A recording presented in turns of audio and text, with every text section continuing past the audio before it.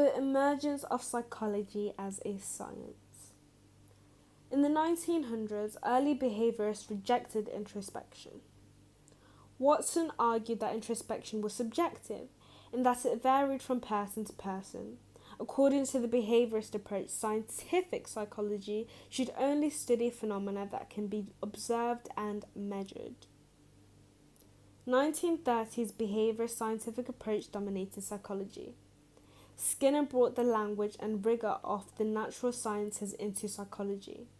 The behaviorists focus on learning, and the use of carefully controlled lab studies would dominate psychology for the next few decades.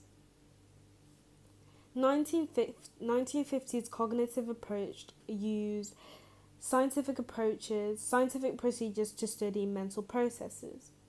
Following the cognitive revolution of the 1960s, the study of mental processes was seen as legitimate within psychology.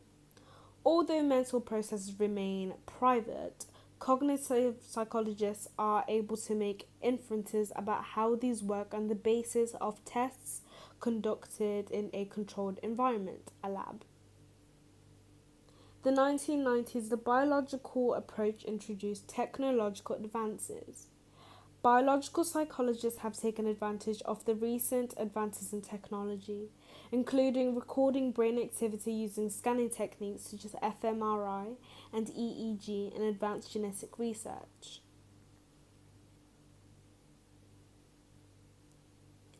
One strength is that research in modern psychology can claim to be scientific. Psychology has the same aims as the natural sciences: to describe, understand, predict, and control our world. The learning approaches, cognitive approach and biological approach, are all rely on the use of scientific methods. For example, lab studies to investigate theories in a controlled and unbiased way. Throughout the 20th century and beyond, psychology has established itself as a scientific discipline.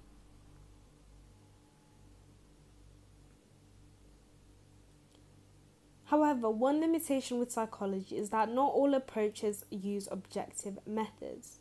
The humanistic approach is an anti-scientific approach and does not attempt to formulate general laws of behavior.